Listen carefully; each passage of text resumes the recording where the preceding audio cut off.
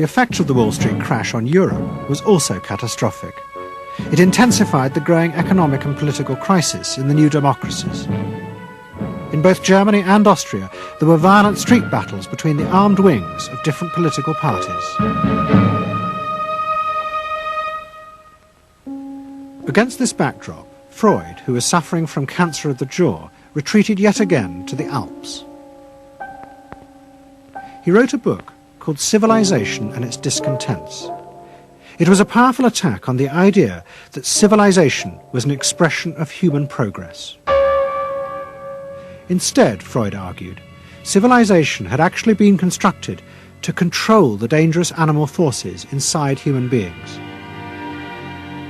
What was implicit in Freud's argument was that the ideal of individual freedom, which was at the heart of democracy, was impossible. Human beings could never be allowed to truly express themselves because it was too dangerous. They must always be controlled and would thus always be discontent.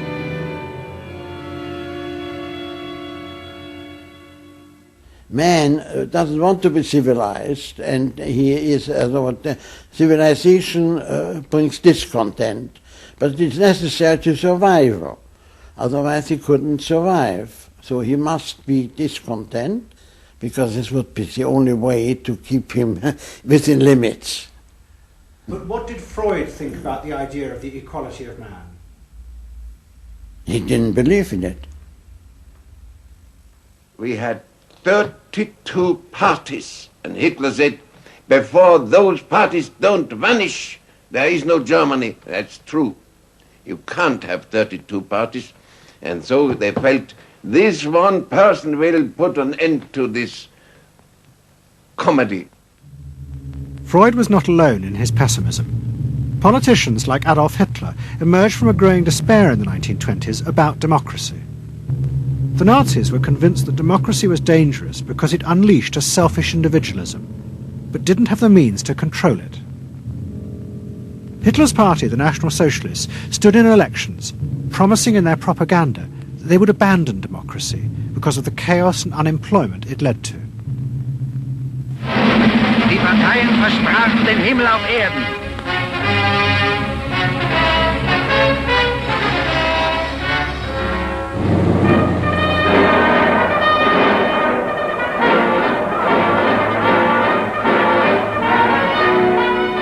In March 1933, the National Socialists were elected to power in Germany, and they set out to create a society that would control human beings in a different way. One of their first acts was to take control of business. The planning of production would in future be done by the state. The free market was too unstable, as the crash in America had proved.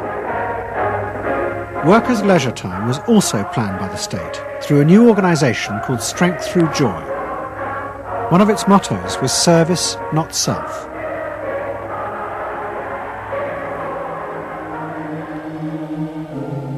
But the Nazis did not see this as a return to an old form of autocratic control. It was a new alternative to democracy, in which the feelings and the desires of the masses would still be central, but they would be channeled in such a way as to bind the nation together. The chief exponent of this was Joseph Goebbels, the Minister of Propaganda. Es mag gut sein, Macht zu besitzen, die auf Gewehren ruht. Besser aber und beglückender ist es, das Herz eines Volkes zu gewinnen und es auch zu behalten. Goebbels organised huge rallies whose function, he said, was to forge the mind of the nation into a unity of thinking, feeling and desire.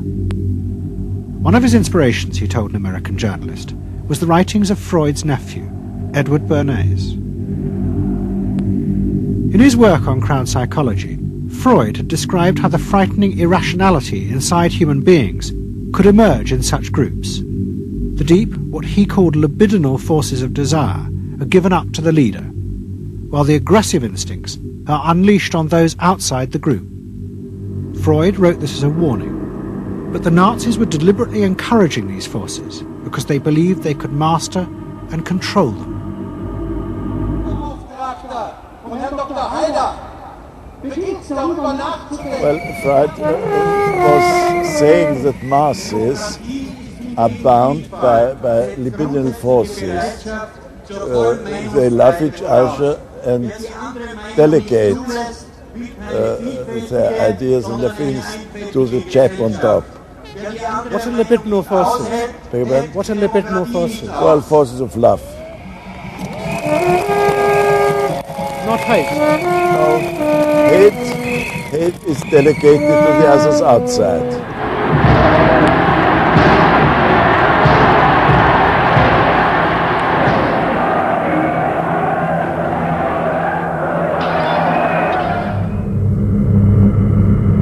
It's the mob.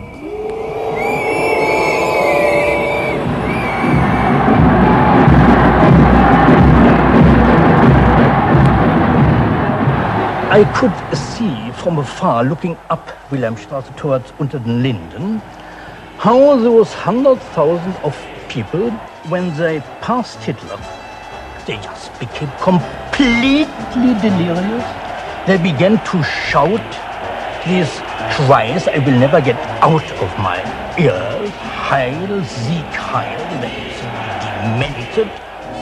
And here I got confirmation how those irrational forces, uncontrollable forces in Germany, in the Germans, had erupted, had broken out, were running riot, were departing, marching on.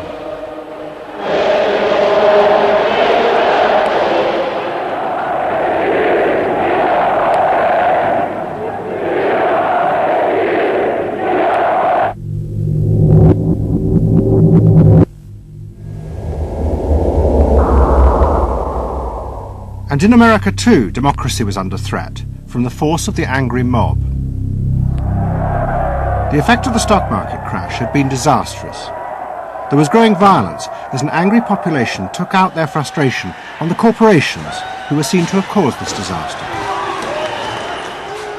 Then, in 1932, a new president was elected who was also going to use the power of the state to control the free market.